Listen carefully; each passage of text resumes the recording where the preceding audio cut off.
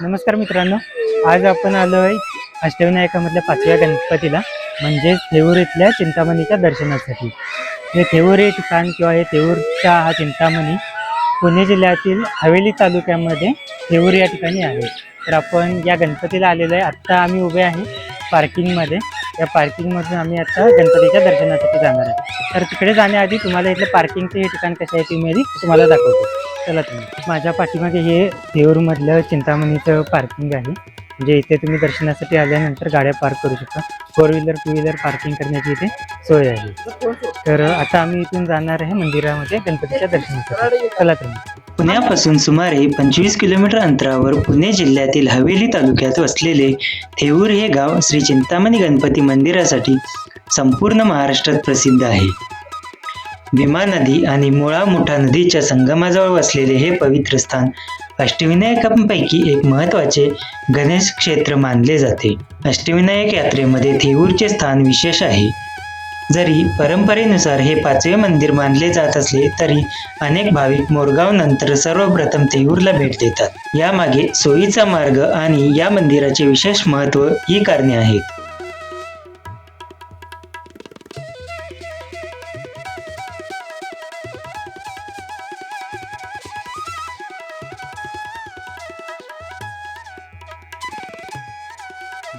पार्किंगमधून आपण गाड्या पार्क करून आल्यानंतर पुढे येतेवेळी आपल्याला आजूबाजूला स्टॉल दिसतात। तिथून आपण नारळ ओटी वगैरे या सर्व गोष्टी घेऊ शकतो। तिथून पुढे आल्यानंतर आपल्याला मंदिराचा मेन दरवाजा दिसतो। तो मेन दरवाजा आता सध्या काम चालू असल्यामुळे बंद आहे आणि त्याच्याच बाजूला एक छोटा दरवाजा आहे। त्या छोट्या दरवाजातून आम्ही आता आतमध्ये आलेलो आहोत। मंदिराचा हा भाग आहे आणि इथूनच माझ्या पाठीमागे मेन मंदिराकडे आणि गाभाऱ्याकडे जाण्यासाठी मार्ग आहे। चला तर आपण त्या मंदिराकडे जाऊया आणि गणपती बाप्पाचं दर्शन घेऊया।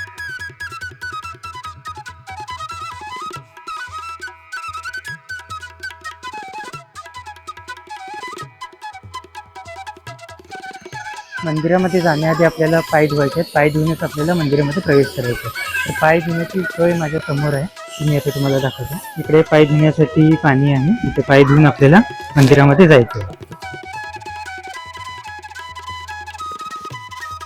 तर मंदिराच्या डाव्या बाजूला एक दीपमाळ आहे आणि मंदिराच्या समोर बरोबर एक मोठी घंटा आहे।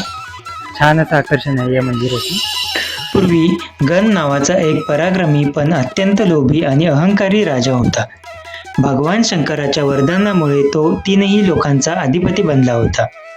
एकदा तो आपल्या सैन्यासह कपिल ऋषींच्या आश्रमात गेला। कपिल ऋषींकडे चिंतामणी नावाचे एक दिव्य रत्न होते। त्या रत्नाच्या प्रभावामुळे कोणतीही इच्छा पूर्ण होत असे।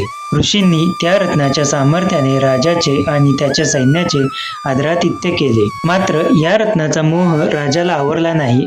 त्याने कपिल ऋषींकडून ते रत्न बळजबरीने हिसकावून घेतले। कपिल ऋषी हे भगवान गणेशाचे परम भक्त होते। त्यांनी गणरायाची प्रार्थना केली। भक्ताच्या हाकेला प्रतिसाद देत भगवान गणेश प्रकट झाले आणि त्यांनी गणराजाचा पराभव करून चिंतामणी रत्न परत मिळवले। मात्र कपिल ऋषींनी ते रत्न स्वीकारण्यास नकार दिला। त्यांनी सांगितले, रत्नापेक्षा मला माझा प्रभू अधिक प्रिय आहे। भक्ताच्या या निस्सीम भक्तीने प्रसन्न होऊन भगवान गणेश तेथे वास्तव्य करू लागले। चिंतामणी रत्नाशी संबंधित या घटनेमुळे गणेशाला चिंतामणी हे नाव प्राप्त झाले।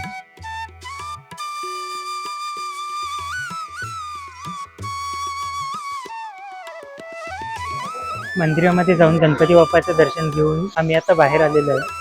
बाहेर आल्यानंतर एका बाजूला भक्त निवास आहे, तर दुसऱ्या बाजूला आपण जेवणाचे कुपन घेऊन म्हणजे महाप्रसादाचे कुपन घेऊन ते महाप्रसाद घेऊ शकतो।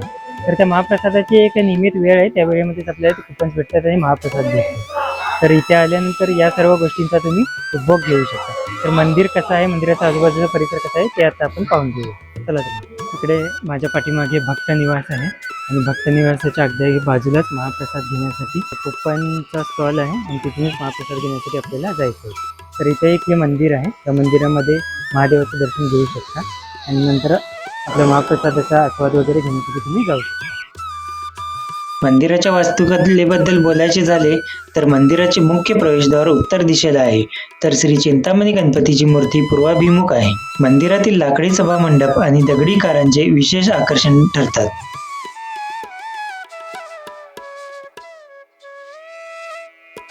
तर या मंदिरामध्ये आल्यानंतर तुम्ही पाहू शकता इकडे सुरुवातीचे जे मंदिर आहे मेन गणपतीचं ते दगडी मंदिर आहे आणि इकडची जी छत आहे ती पूर्ण लाकडी छत आहे, पुरातन मंदिर आहे. आणि तुम्ही बघितलं तर इथे समोर आपल्याला पिण्याच्या पाण्याची सोय पण आहे. पिण्याचं पाणी समोर आहे इकडे. त्याच्यानंतर जसं मी याआधी तुम्हाला सांगितलं मंदिराच्या पाठीमागच्या बाजूला म्हणजे त्या बाजूला अन्नछत्र आहे आणि अन्नछत्राबरोबरच भक्त निवास आहे. तर त्या अन्नछत्राची वेळ इथे आल्यानंतर तुम्हाला समजते त्या वेळेमध्ये तुम्ही त्या महाप्रसादाचा आस्वाद घेऊ शकता आणि भक्त निवासामध्ये राहण्याची व्यवस्था आपल्याला मिळू शकते. तर अशा पद्धतीचे हे मंदिर आहे. मंदिर अतिशय सुंदर आहे, पुरातन मंदिर आहे. तुम्ही इथे येऊन या गणपतीचं या चिंतामणीचे दर्शन घेऊ शकता. तर तुम्हाला हे मंदिर कसे वाटले, हा व्हिडिओ कसा वाटला ते नक्की मला कमेंट करून सांगा. तुम्ही जर अजून आमच्या चॅनल सबस्क्राईब केला नसेल तर चॅनलला नक्की सबस्क्राईब करा. व्हिडिओ आवडला तर व्हिडिओला लाईक करा. चला तर भेटूया पुढच्या व्हिडिओ.